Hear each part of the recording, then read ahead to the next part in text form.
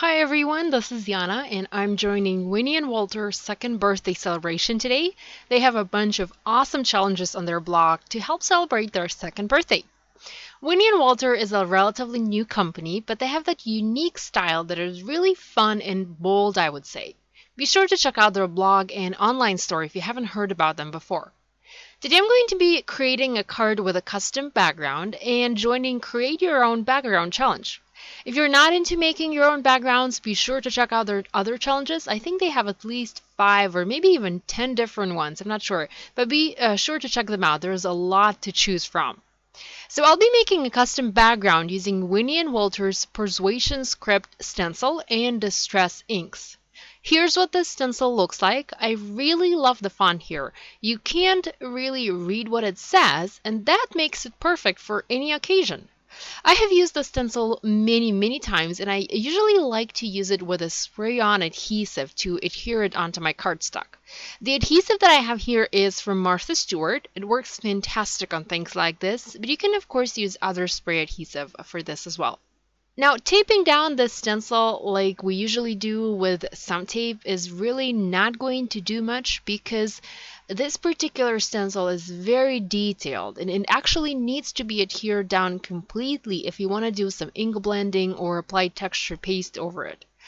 I actually have another card I shared in my blog a while ago where I used this stencil with texture paste, and I'll link to that blog post if I don't forget. Now, if you want to use it with spray ink, you can go ahead and tape it like the usual stencils, but if you want to do ink blending, you'll need to use spray-on adhesive. So I'll be using Distress inks, and I'll be creating sort of like a galaxy background or a variation of a galaxy background over the stencil. It's not going to look like galaxy, but I'm going to use the same colors that I usually use to create galaxy sky. And I have another project on my blog linked to the actual galaxy sky done using these identical colors of Distress inks. So the first color that I'm using is Wild Honey. I'm quickly blending this onto 3 sections of my white cardstock. The second color that I'm adding is Tumbled Glass. Although you can skip it, it doesn't show much on the finished background. And I'm also using Peacock Feathers to bring in a lot of that blue or that gorgeous teal color to my background. I'm not spending much time trying to make this perfect. I'm just adding color as I like. The beauty of the spray adhesive that I used here is that my stencil is really adhered nicely in place and it doesn't move, and I don't have to worry about ruining the background here. Now, it didn't adhere in one spot, so I am being careful there, but other than that, I can just go ahead and blend it and not worry about anything. And once you're done blending or adding texture paste, you can take the stencil to the sink and wash it no problem. I do like to reapply my spray-on adhesive every time, but it just depends on how much adhesive you sprayed on to begin with. And do try to spray not too much adhesive on the stencil, and it will get a little bit too sticky, and that will make it harder to remove it from the paper.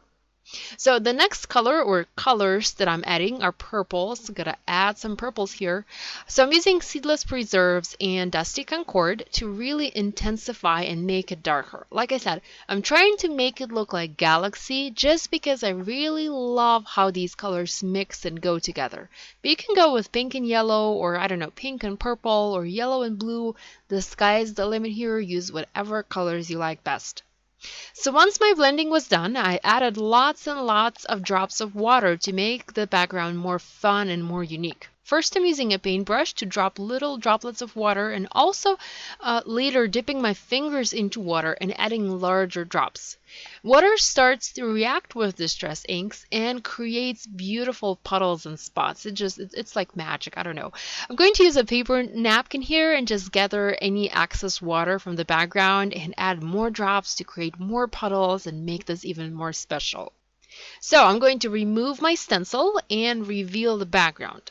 Now, if I were to make a true galaxy background, I would have probably made it darker and would have added drops of ink, of white ink. But since I paired this sort of like this color combination with a stencil, I really love how it turned out. And here's actually another background I did earlier today. It's a little darker and the colors are a little more intense, but the idea and the technique is the same. So the next step is to create a sentiment panel for our cards. Since I have two backgrounds here, I'll be making two cards today.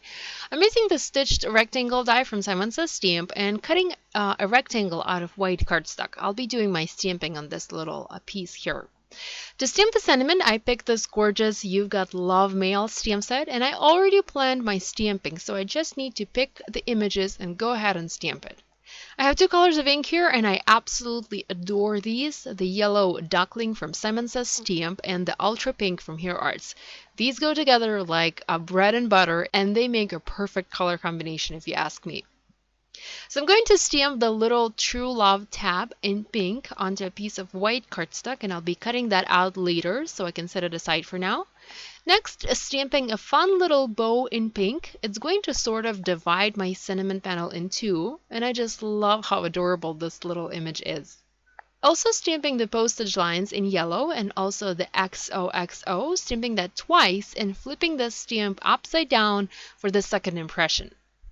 I'm also stamping the snail mail and the little You've Got Mail sentiment, so it will read You've Got Mail, Snail Mail, because that's what it is, good old snail mail. I also wanted to do some second generation stamping and add the little postage stamp image. So I'm inking my stamp, stamping that off to the side, and then stamping again onto my project but without re-inking. This is what the second generation stamping is all about. I'm also stamping a couple of cute hearts in pink and now cutting the little tab out, going to foam mount it onto my panel over the yellow postage lines in the right hand side corner. I'm going to adhere the background onto an A2 top folding card base and will foam mount the sentiment panel on top for a little pop of dimension. I really hate my cards to be flat and I can never do a one layer card even though I love them, but my project just have to have some dimension. I don't know why. So I also added a few clear drops from Pretty Pink Posh to a few sections of these projects, and that finished my cards for today. I hope you enjoyed watching this video and feel inspired to create. Be sure to check out Winnie and Walter's blog for more ideas and more inspiration. I have lots more card ideas on my YouTube channel. Feel free to check them out as well, and do give thumbs up if you liked this video. Thanks so much for watching. I'll see you next time. Bye!